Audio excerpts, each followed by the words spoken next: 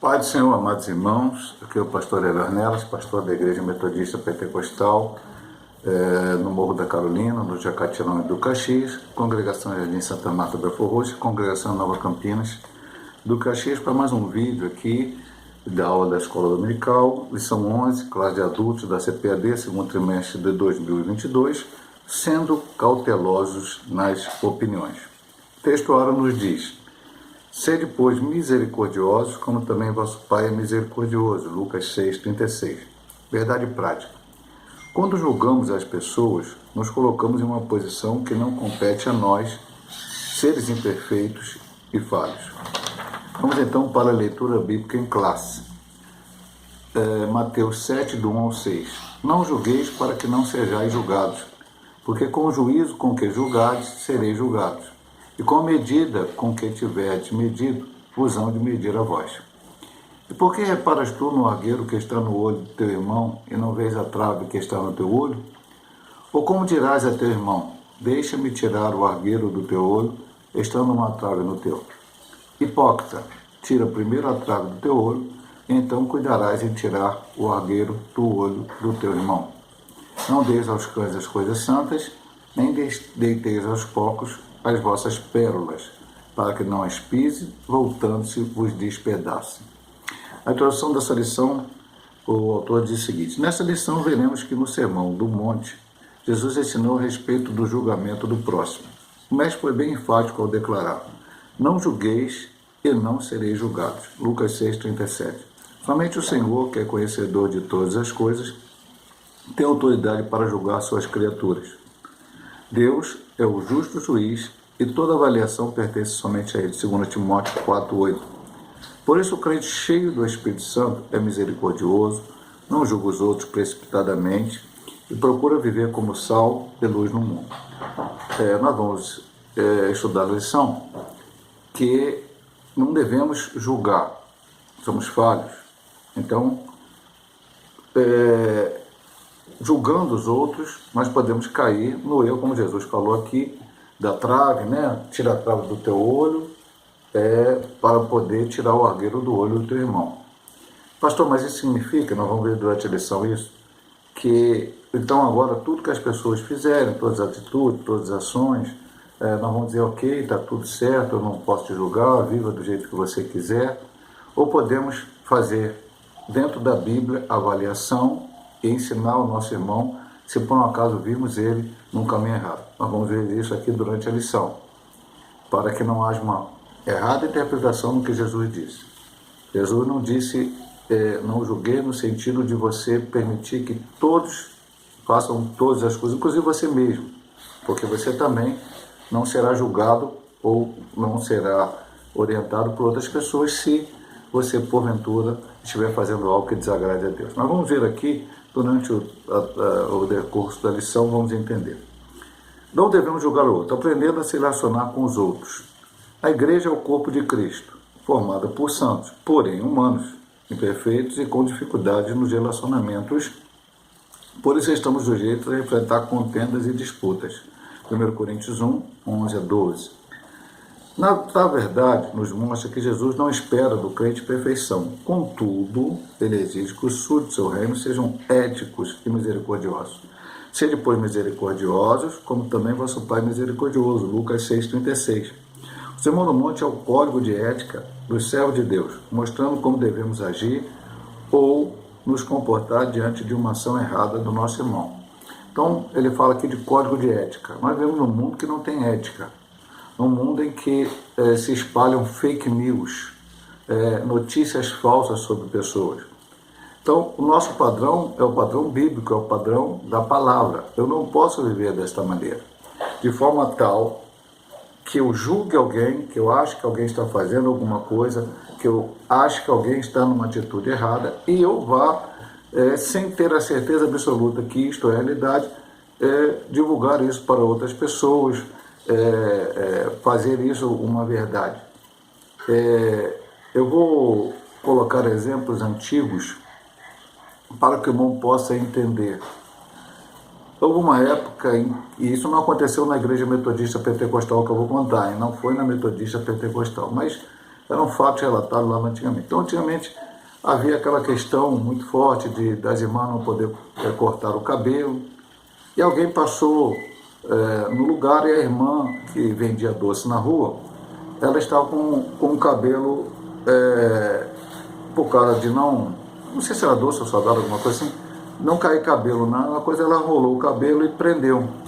E alguém interpretou que ela tinha cortado o cabelo, foi à casa do pastor e disse: a irmã fulano e tal cortou o cabelo. Ele chegou lá, encontrou a irmã mas não prestou atenção que apenas o cabelo preso, e disse: olha, a irmã está excluída da igreja porque cortou o seu cabelo, porque alguém julgou errado.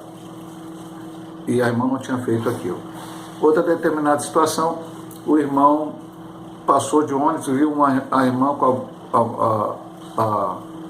a mão no portão, e o esposo dela, um desconhecido, pediu uma informação para ela, mas ele não sabia. Então parecia que ela estava ali entrando ou saindo de casa com alguém que não era seu esposo estava no trabalho.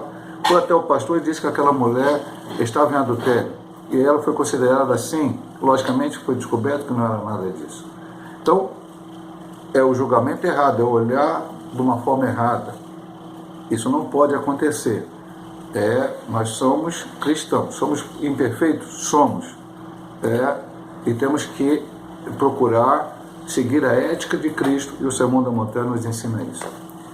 Ninguém deve ser julgado? É uma pergunta que ele faz na subdivisão 2. Será que o crente não pode emitir nenhum tipo de julgamento, parecer ou opinião? Se fosse assim, nosso Senhor contrariaria seu próprio ensino presente no texto, pois nos alertou que devemos atentar para algumas pessoas que procedem como cães e porcos. O último versículo do texto lido, da leitura bíblica, Jesus disse: não deis aos cães as coisas santas. Então Jesus está dizendo que existe alguém que nós podemos avaliar como cães.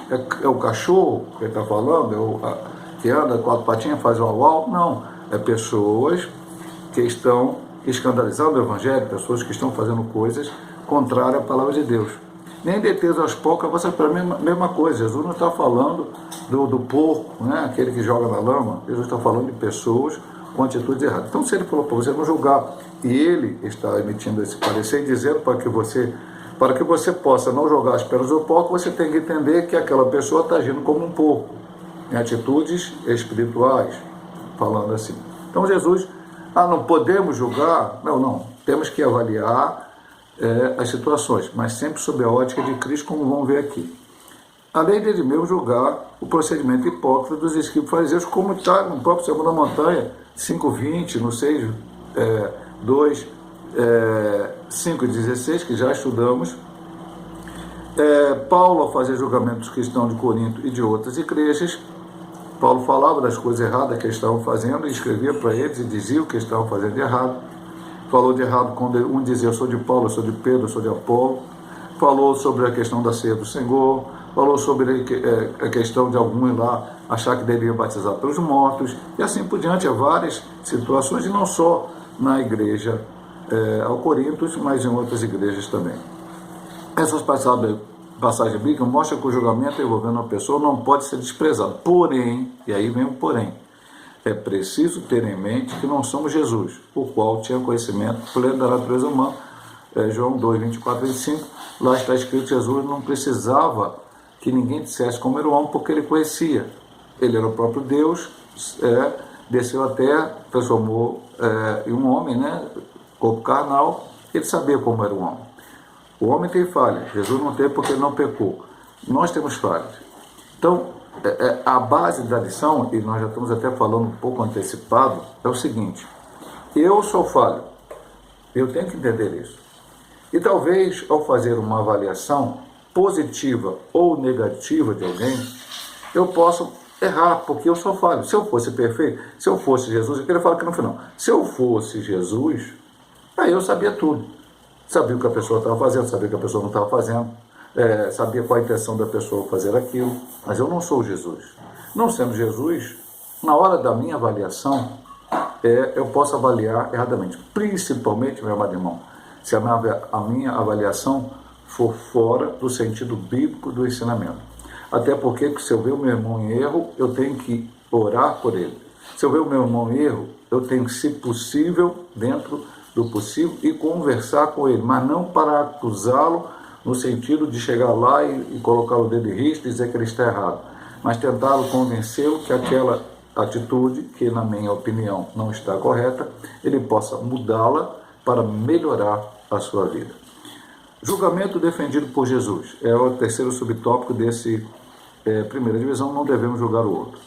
Quando Jesus disse não julgueis, ele usou o verbo krino, que no grego significa decidir, escolher, aprovar, estimar e preferir.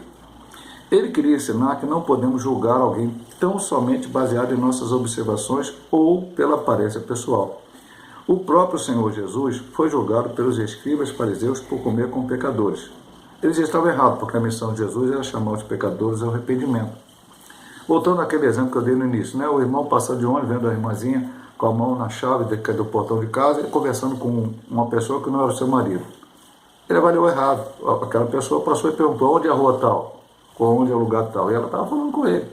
Eu sou cristão, seja homem ou mulher, não vou poder falar com pessoa do sexo oposto para dar uma informação que me pergunta, só porque alguém vai passar e vai avaliar que eu estou ali fazendo alguma coisa errada? Não, de forma alguma.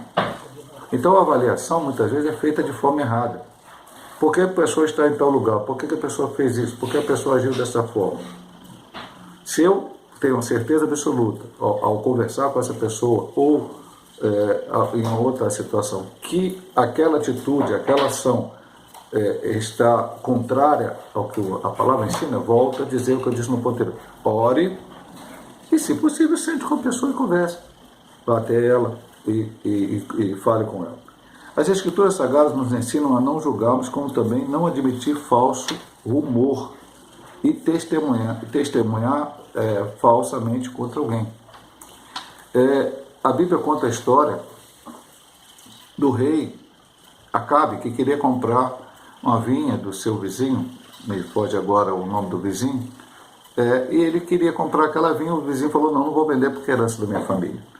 E aí ele disse, ficou triste, a mulher dele, Jezabel, que era uma mulher maligna, chegou lá e falou: olha, você está triste por quê? Porque eu queria comprar a vinha do lado da minha casa e o fulano tal não quer me vender. Ela falou: pode deixar que eu vou resolver o problema. Juntou homens maus, né? A Bíblia diz de Belial, e essas pessoas foram lá, deram falso testemunho e aquele homem morreu, e aí ele foi tomar posse da vinha. Depois ele perdeu o reino. Elias, o profeta de Deus, o chamou a atenção muito fortemente sobre isso. A Bíblia está cheia de ensinamento de falsos testemunhos. Eu acabei de falar no ponto anterior, né, que hoje nós estamos na época da fake news, das notícias falsas, do pensamento errado. Isso vale para qualquer lado.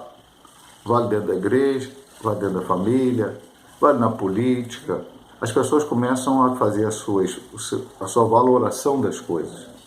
Eu tenho o meu padrão, eu tenho a minha maneira de ser, eu tenho do meu jeito, o meu pensamento. As pessoas têm um pensamento diferente. Pode estar certo, pode estar errado. Deus vai avaliar no final todas essas coisas. Agora, se biblicamente, dentro da palavra, alguma coisa não vai certo, como eu falei, vou repetir pela terceira vez nesse primeiro vídeo. Ore pelo irmão e vá conversar com ele. Procure ajudá-lo. Se você tiver que conversar com alguém, converse com alguém que é espiritual, não alguém que vai falar alguma coisa com o outro, e ambos passem a orar por essa pessoa, para que mude a sua vida, para que a sua vida seja transformada, para que Deus haja, para que haja mudança de padrão de comportamento. É assim que nós devemos agir, e essa é a ideia geral da lição. Nós estamos apenas no primeiro ponto, e ainda vai ter o segundo e o terceiro ponto, que vai ser falado outros tópicos em cima desse assunto. O irmão sabe que eu sempre gravo 2 vídeos, esse é o primeiro, depois terá o segundo vídeo, e o irmão que assistir esse possa assistir outro também para ficar com a lição completa. Deus abençoe a todos.